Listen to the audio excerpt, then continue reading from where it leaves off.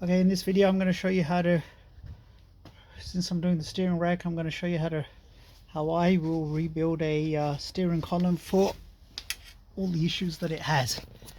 The first thing, so here's my steering column. I already removed the steering wheel.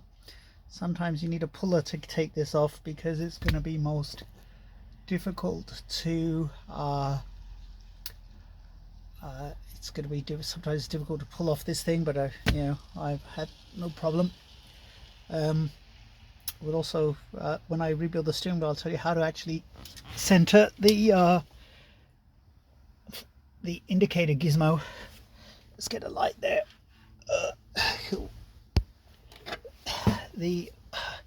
That little thing there that cancels your turn signal indicator, and you know, basically you want to make it at 9 o'clock position, and that's usually done with the steering rack. So in this column, I've always had, you know, it's this first thing I'm going to do is before I'm going to take this cowling off, because I know there's a little very brittle thing at the back of that holds it on, and that will snap most likely. And then I've already reinforced these things with some screws here. Now inside the steering column, there are a few things that I look for. The top, there's two bearings in the top, roller bearings. I know they were okay in this case. There's a tube that slides, so you can bring the steering forward and up and down, and one tube slides in the other, and I'll show you that when I get it off. But if you have something like this, where, let me show you, not sure if you can see that, but basically that is most likely the wear inside. There's a special bush. Those bushes are horrible to replace, but they're most likely a culprit that causes problems. Also, the steering column, there's a bush right at the bottom of the steering column, and it's inside the column, and this is already, I can see it's, I know it's worn because I can feel the other end. And so first of all, you know, as I said, the column will come out. So once I take the column off, I'll disconnect the stalks and everything from the column, and then have the bare column, and we'll start stripping it. I have rebuilt one before, so but I didn't document it, but I'll document this one.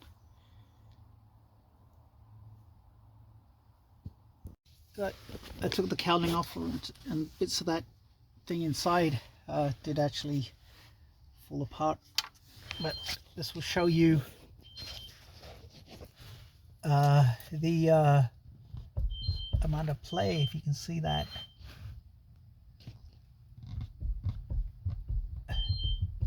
Between the tubes, so that needs to be done. Do apologize for that buzzing. I have diabetes and shouldn't have had what I did, but that's the annoying buzz. So anyway, let's continue. So this is interesting. So on one of my other Stags, I've got the column. I'll try and dig it out. There's actually a hole through here, and there's a roll pin that prevents this coming out, but this one, interesting enough, doesn't have those holes. So maybe they did something, or this was changed at some point. This is a May 71 Stag that I bought secondhand, and the previous owner just kept it on the road. To be honest, I don't know why. Probably as crazy as I was, but could have been changed, because definitely my other car, I've seen one with I've got one spare one with pins in it, roll pins. So this one doesn't, so maybe they did something. Found the other one that was in my May 71, and I noticed there's a spring missing in the middle. So let's offer them side by side. So here you can see this one on the left has the holes for the roll pins. The one on the right does not. So there's subtle differences between them. And the one on the left actually came from a I parted out a UK Stag that was imported into the US. It was a K-Reg, so it's probably 70, 71.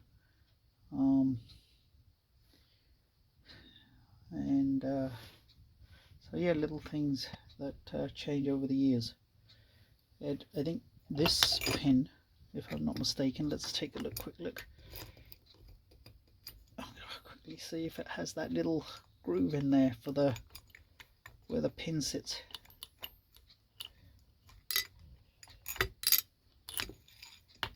Oh, nope, that's a straight pin, unlike this one. It has that little groove in there, so they changed those over the build. Okay, so here's the underside of the column. This is my left-hand drive. Obviously, keep going on that. Some things you want to keep an eye on is the lines go down this centerpiece here. Basically, to stop it chafing, you may want to make a note of which side they come out of. So it's easier. These screws, be careful, don't lose them. They are some weird size that you're not going to get in Home Depot or anything, so you want to be super careful. They are definitely different. And this does break, so again, be super careful. This 50 years old. Another point to take into consideration is, as I mentioned, there's these bushes. I have to dig them out from the garage, and I'll show you that. They actually go in here. One on this side, it's a round thing, and then this stops it moving up and down. You can see it's fallen apart completely, so I'm going to replace those. Actually, I got my son to mess around with the 3D printer, and he made me some, and they seem to be working in the other car, which was interesting. And then there's a critical area here. I don't know if you can make out, but I can hear it. There's a bit of play, and there's a bush here, and I think the retrofit kit has a you can hear that there's a bush in there they can replace. Universal joints, if you get wear, you want to check the health of the universal joints. This was actually needed, you can see that it needs working on. I started working on this side. This is actually seized up a little bit, so it's fine now, but there's no play, which is good.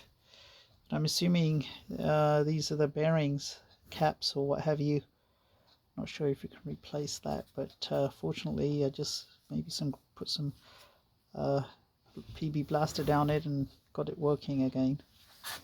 And this is also needs, yeah, it should be, look at that, it's pretty tight. So what I'm going to do is I'm sort of stitching this video together, just bits and pieces, so you can see the whole thing. But yeah, these are, you know, this can introduce slop as well. So if someone says this steering wheel is loose, you may want to, you know, I don't think you can get too much in the column. There is I haven't had one completely apart, but it's got splines in there.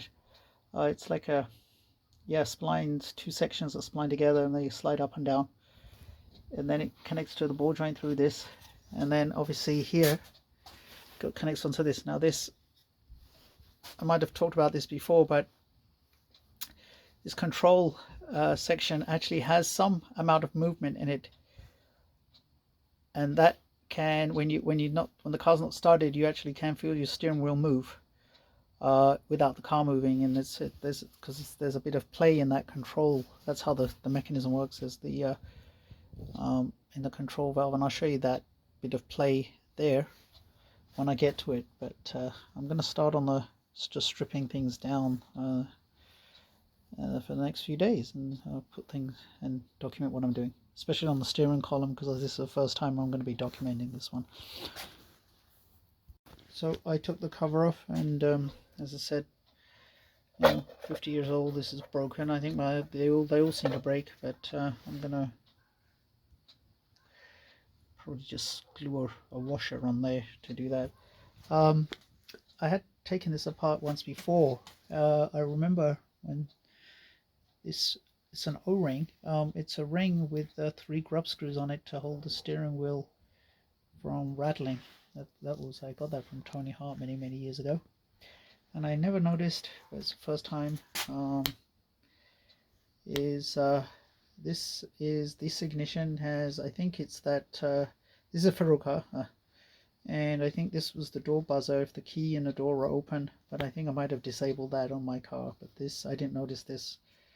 Can't remember this being almost 20 years since I've did the rack before. So that's a black and green and black wire that most probably is for that door ignition. And then you can see those special bolts. I think I just got a screwdriver on that. I've had this ignition off once before, and I think I lost the screw, and I've couldn't find the right screw, so I put this in there. I might have a spare screw somewhere. I have to dig out all my goodies that I've got. Okay, so there's a circlip. I don't know if you can see that on the end of this, but while this thing, the shaft, is inside the tube, you're not going to be able to remove that circlip without damaging it. So if I remember correctly, which seems to be, you just undo this screw. It's a flat-headed screw which is over there, and push it out, slide it out. Now here's the thing, I've had this out before, and so it's not a big deal, but usually they rust in there. So my recommendation is, and I think there's a, you'd probably have to snap this off, but I do remember trying to get this bush out it can be a pain. But anyway, for me it's as I said, slide it out, and then you can take the circlip off and the bush comes out. I've been gluing this video together, so this is another part of the video that I was meant to show. It's actually separated. Here's the interesting thing is, this thing is my original one that came out of my 71 Stag. This one on the closest to me is the is one I got from Parts Car.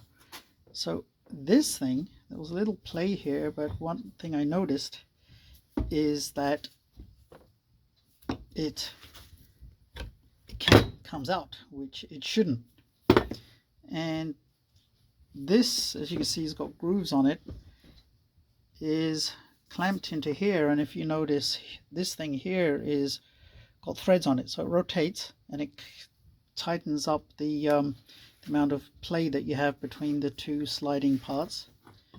And but basically it shouldn't come out. I don't know what prevents that. I'm assuming this comes off, and then there's some sort of ring maybe on this, but anyway, it's not really, I don't know. I'm not planning to use it, but I don't think it'll fall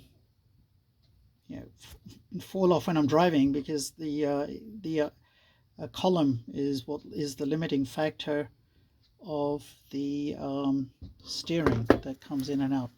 But this one is from my Parts Car, and there's not too much play on here, and it doesn't, let me just try this, it doesn't come out, it's stuck. There's something in there that's stuck, so I'm assuming this is been threaded on, and then they sort of dimpled it to stop it rotating, and that prevents it moving in and out.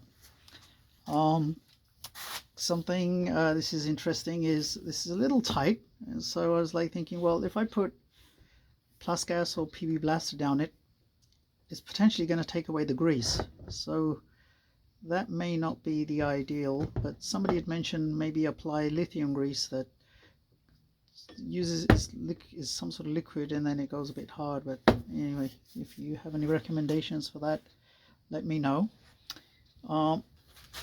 We had the issue with the tubes. I did separate the tubes, and this is the thing, they're not cheap. that goes in the tube. One goes here and one goes here. I have been told by a few people that these are quite difficult to put in the tube. On my other Stag, my son, he 3D printed some, and we use these ones, but I notice now that they've actually curled up. They haven't expanded. Maybe I'll try some here. Anyway, I'll see. And I think I talked about this clamp ring that originally I got from Tony Hart, and then now everyone seems to sell this, which is a very good retrofit for your Stag. So I think this is more or less dismantled. I did talk about someone did mention how the bush goes on this thing. On my other one, this whole thing was rotating, and I will try and find it. But basically this stays stuck to the shaft, and then that special bush you buy goes around here, and maybe I'll find that. I might have talked about it, I'm not sure, but that can be replaced. And then they do provide a wavy washer, so maybe that wavy washer clamps everything. And yeah, I think that's more or less it. Regarding this tube, I think I painted the whole tube, but realistically when the whole thing is all together, it can only come out, you know, maybe this much. Well, there's a marking here, so maybe this is the amount it comes out, the maximum, so you don't really need to paint inside the rest of the tube unnecessarily, unless you want to. And yeah, I think that will do for the dismantling.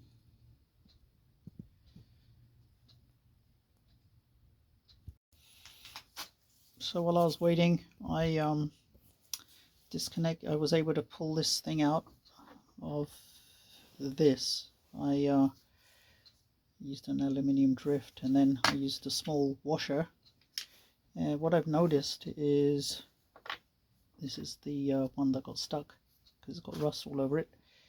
When I put it on this shaft, there's quite a bit of play on there. In comparison, if I put this thing on this shaft, there's still a little play, but less play. But definitely can tell that instead of this bush wearing, maybe this bush wasn't wearing, but maybe the shaft. I can actually see the if you may not be able to make out, but they do look like they've worn out a little bit. But obviously without a gauge I won't be able to tell. But yeah, it needs cleaning up, but I could probably reuse it, but I'll keep it as a spare. This is the one that came out. So what people say is how to get this out is get a hacksaw and hacksaw down the middle and then push it out, and that's how you can get this out. And then I suppose you want to be careful when you press this in, and I'm assuming because there's a hole there for maybe possibly the screw, you want to make sure that hole lines up with the